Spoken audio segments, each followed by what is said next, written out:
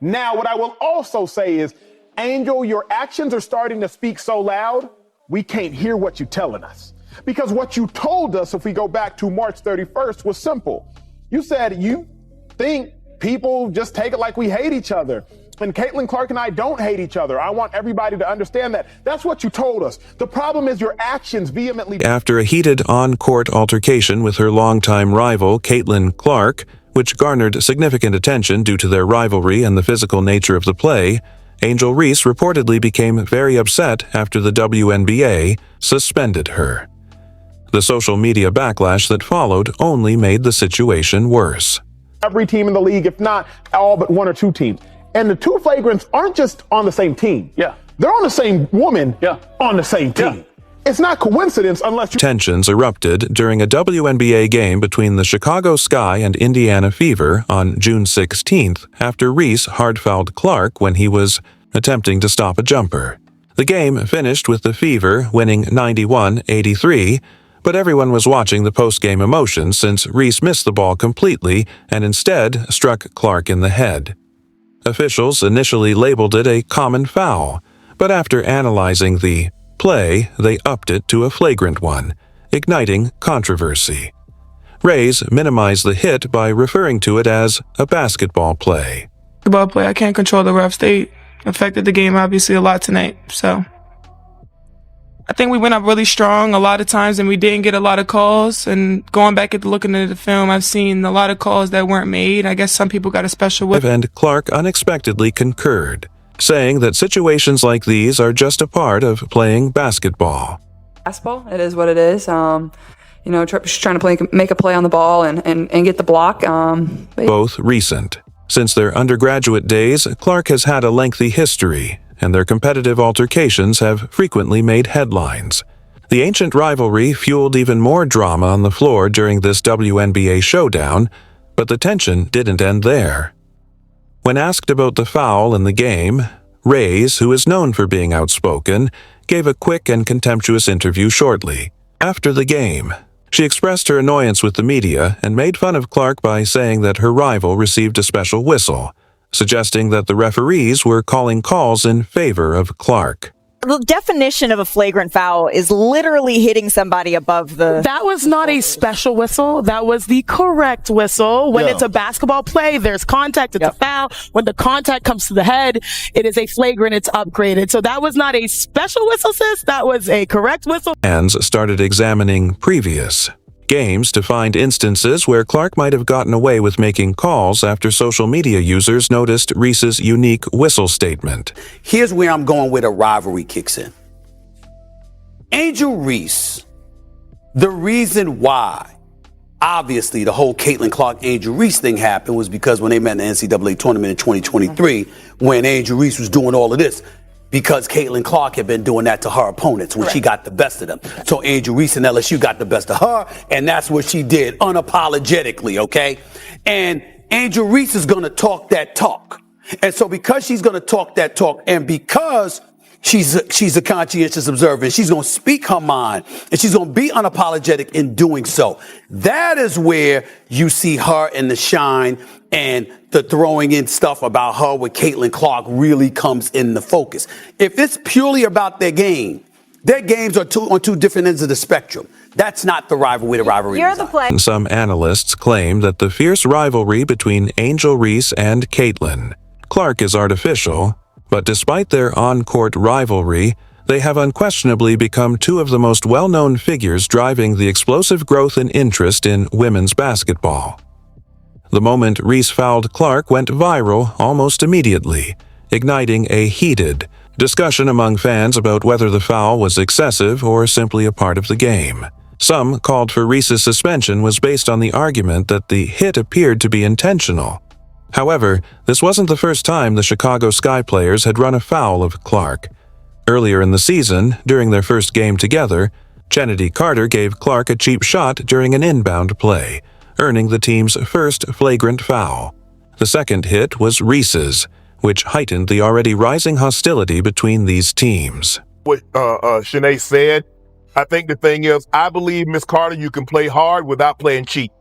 Now, if you want to say, well, she threw a elbow or a punch at my head, if you wanted to hip check her and you're trying to block her out for a rebound, I don't think we're having the discussion. Shanae, Monica, I don't think we're having that discussion. But because she was standing there and you go up and you do that, now all eyes are on you. Plus the fact, if people look at your resume, is who you are. You're a top 5 pick, and within inside of a year, you're kicked off a team. You go to another team, and within that situation, all that happens. And yeah, of course, it's the same thing. Stephen A. Put Stephen A. up on the stream. Reese's antics on the court are raising questions about if there is more to this rivalry than meets the eye, even though she previously stated that she and Clark don't detest one another. Many are debating whether Reese's statement that she doesn't hate Clark but is simply competitive was true. Think people just take it like we hate each other. And Caitlin Clark and I don't hate each other. I want everybody to understand that. That's what you told us. The problem is your actions vehemently disagree. Because on June 1st, after Kennedy Carter cheap shots Caitlin Clark, you get up and you celebrate the cheap shot of Caitlin Clark. And then you proceed to hug your teammate who just cheap shotted her. Then fast forward 2 days later, you say, I'll take on the bad guy role.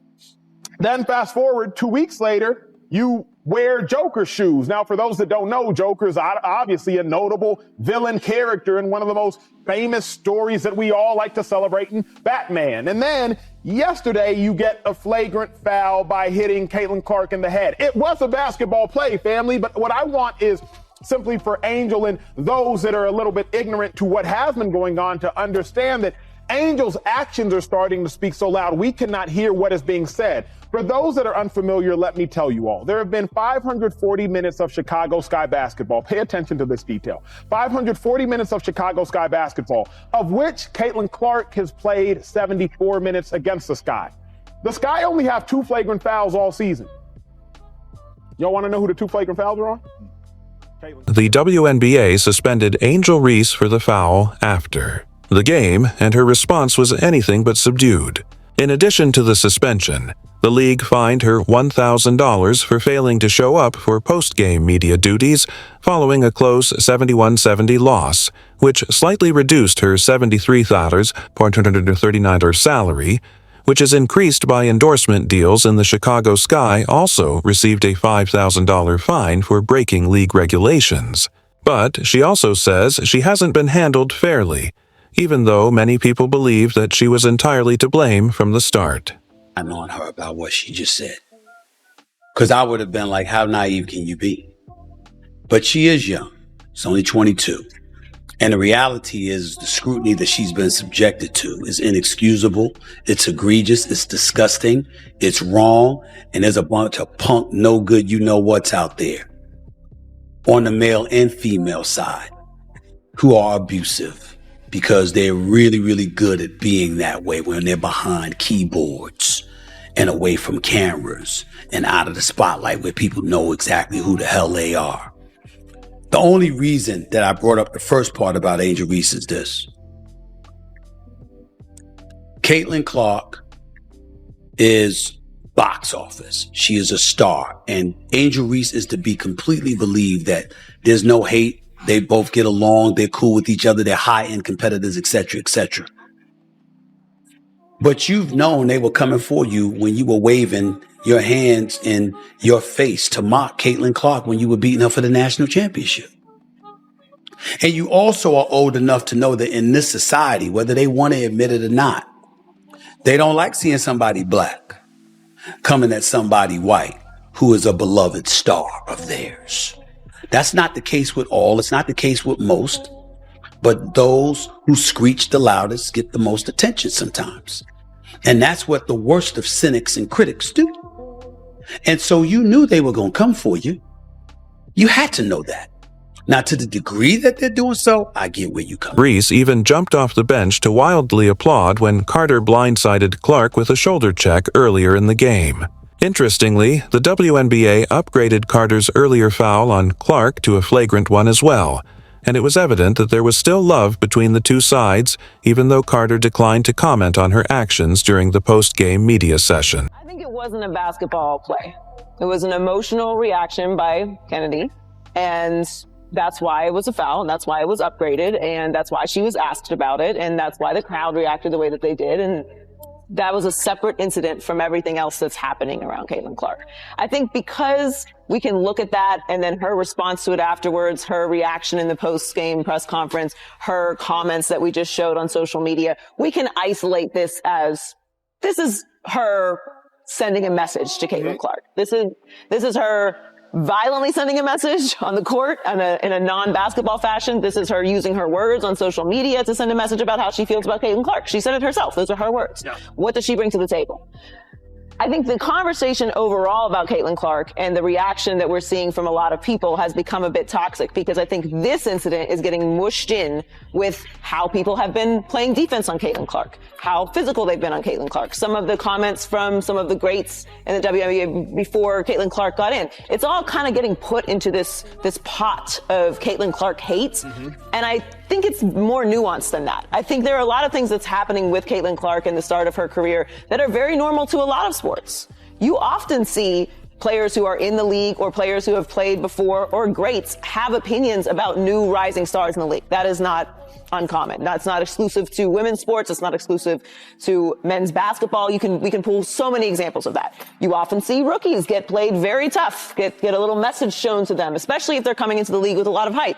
That also is not new. I think what is very specifically unique about this situation is we are seeing a transcendent crossover superstar come into the league and have a huge amount of buzz, of polarization, of excitement. It is translating in numbers. It is translating in ticket sales. It is translating in conversation. And overall, I think that's a good thing. I don't think that what Kennedy did is a reflection of how the entirety of the league feels. I don't think it's a reflection of how all female athletes feel. And I don't think it's a reflection of how the media feels. I'm excited about watching Caitlin Clark. I went to watch Caitlin Clark play basketball. It wasn't my first WNBA game. I was excited to see how she performs. And I watched very, very, very physical play from the moment of the tip to the end of the game on Caitlin Clark. So I won't deny that there is a bit of an energy towards Caitlin Clark from the players. But this is basketball. This is competition. They are athletes. And I don't think that every part of the conversation. Fans questioned whether the drama between them had ever truly subsided after Reese's extravagant celebration of Clark's misfortune caused more uproar and raised some eyebrows. Notwithstanding her stellar collegiate career and position as the top draft pick, Clark's transition to the WNBA hasn't been simple.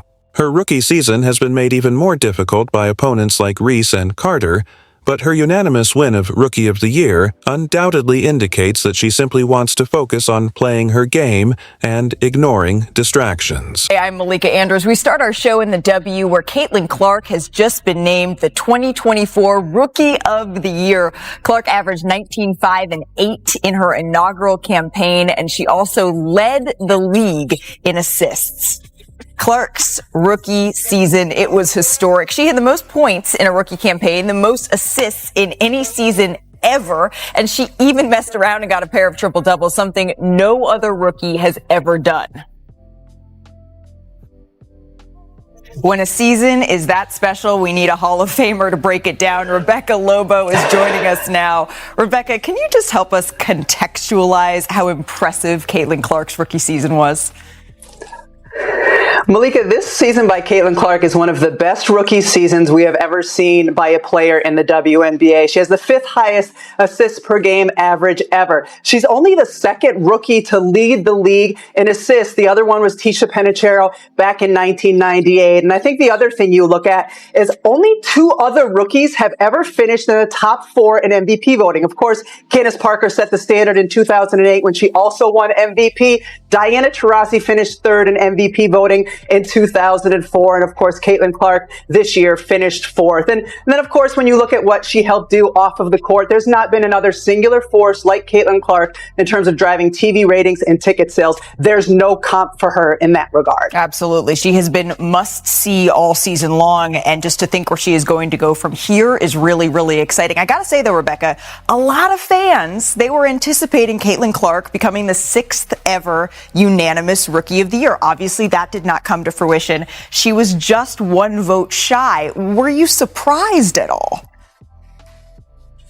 I wasn't really surprised, just because anytime you have 67 people voting on something, everyone's not going to have the same opinion. And Angel Reese, of course, had Reese didn't back down when questioned about anything.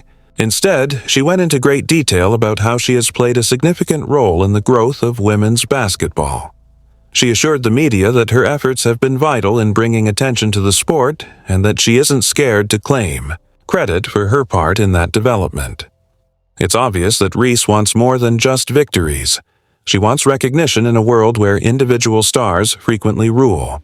This is being challenged by the narrative Reese, which ensures that the NBA's Draymond Green and Angel Reese are known for being outspoken, having a distinctive presence on the court, and frequently being at the center of controversy.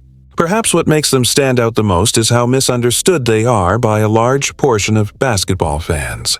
Given that she has contributed to women's basketball reaching new heights, it's safe to say that this rivalry is far from over, and social media will undoubtedly continue to analyze every moment. Equally say that they may grow. Yeah. Obviously, Caitlin Clark is a star, and we think she is better, and she will then therefore, by the laws of logic, be better. But the argument cannot just be just about the game, because it's not just about the game, and there are so many examples across all sports that it's not just about the game when it comes to stardom. This is an entertainment product. There's more to it than that. Really, I guess we'll see. So, I mean, like Joy said, both things could be true. And Angel Reese is not lying. A lot of attention came to Caitlin Clark after she waved in her face. Mm-hmm. She had got a lot more attention. Then once she got a lot more attention, the whole world was like, Lord Jesus, this is Steph Curry on the basketball court. And that is why views in college, that's why views in the WNBA, all that went up, right? Did she bring awareness to Caitlin Clark? Absolutely. Was Caitlin Clark destroying college basketball before the wave in her face? Absolutely. But Angel Reese did bring attention to that. Now, once Angel Reese brought attention to that, Caitlin Clark said, this is what it is. This is true. And she showed you that by beating South Carolina, by beating LSU again. She showed you that she's that type player. Now, the only way I disagree with Angel Reese is because if Caitlin Clark, because she continues to keep saying that she's changing the WNBA too. I don't necessarily agree with that and the main reason why I say that is because did you bring attention to Caitlin Clark? Sure. If Caitlin Clark stays an extra year in Iowa, these numbers don't change for the WNBA. With you being in the NBA saying that you changed the game, they don't change. And the reason why I know that is because if you're not playing Caitlin Clark, it's 8,000 people at your games. The same amount of people that was at your games last year when Angel Reese was not there, right? The draft, people watching the draft went way up. You read all the numbers off of what Caitlin Clark has brought to the WNBA. If she does not enter the draft, even with Angel Reese saying she changed the game, these numbers will look the same, is what I'm saying. So that's why They both play with an intensity that can occasionally be mistaken for aggression, but it's all part of their competitive spirit. Reese, like Draymond, isn't afraid to speak her mind and adds a little edge to her game, which has earned her both devoted fans and outspoken critics.